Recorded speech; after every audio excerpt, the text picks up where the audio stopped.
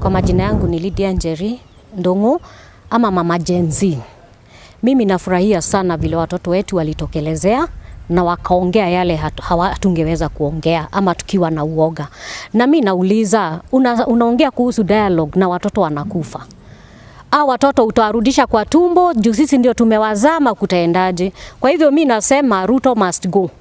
Na vile Gen Z wanasema aende ama asimame, tuchaguane tena tuone kama tutamchagua.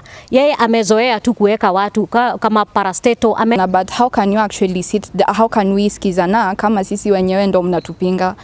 You know, the funny thing is you want to hold us accountable, but you're not even doing your job. So if you cannot hold us accountable, then we'll hold you accountable, and that is what we're actually doing as Gen Z. We are tired of constantly saying, na hatutaki aongee kama anaongea on behalf of Kenyans.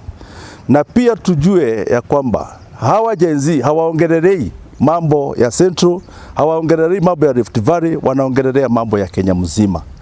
Kwa hivyo tumeona ukombozi umeingia Kenya na haina haja tena kusikiliza Raila, haina haja tena kusikiza hawa watu ambao wamekuwa wakituongelelea. Kwa maana mwishowe Kenya wataleta kwa meza ndi viti wataenda kujiwekea.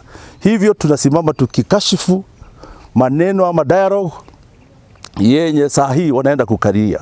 What has changed? Nini imebadilika sasa? Unataka kukaa chini na mtu ambaye wewe huko unamtambua, ukae chini na ufanye dialogue na nini? Nini itabadilika? Nini imebadilika na nini itabadilika? Hakuna kitu ambayo itabadilika. Wewe umekuja tu sababu Gen Z wamepata nafasi ya kuwa mbele yako na sasa unataka kuhijack huu mjadala wa Ruto must go. Kwa hivyo Raila, nakuomba sana, you be very very very careful. Mtu ambaye amekutolea kisu hapo mbeleni, unajua atakutolea kisu mara nyingine.